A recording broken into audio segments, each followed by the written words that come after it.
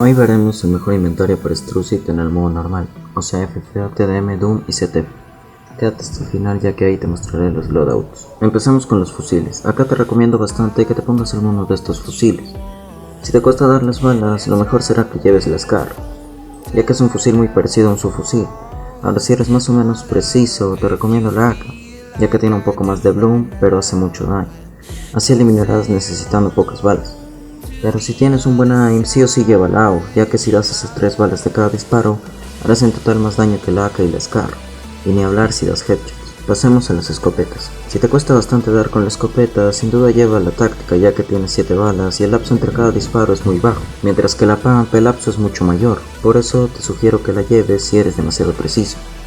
Y por último tenemos la de combate, que tiene un rango más pequeño, lo cual te da ventaja de lejos si eres preciso. Sin embargo, no te la recomiendo mucho, ya que no es tan ventajoso contra alguien que tenga la pump en distancias cortas.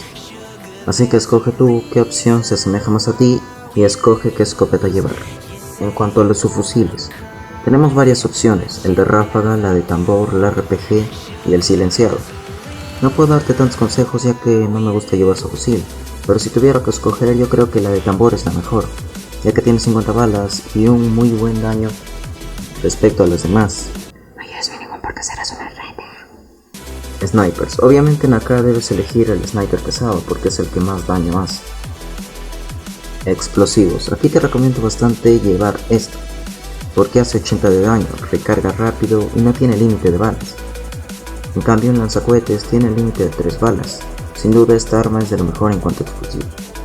Hasta ahora ya tenemos el loot completo, pero como te dije antes, no me gustan los subfusiles, así que yo en vez de ese slot llevo una pistola pesada, ya que me considero que tengo un buen aim de lejos y de cerca. Por cierto, apoya el vídeo si quieres un video sobre cómo darles un buen uso a estas armas, y así sacarles el máximo provecho. Ahora sí, las opciones del loadout. Loadout 1, compuesto por AUG, pump, deagle, arco y sniper pesado.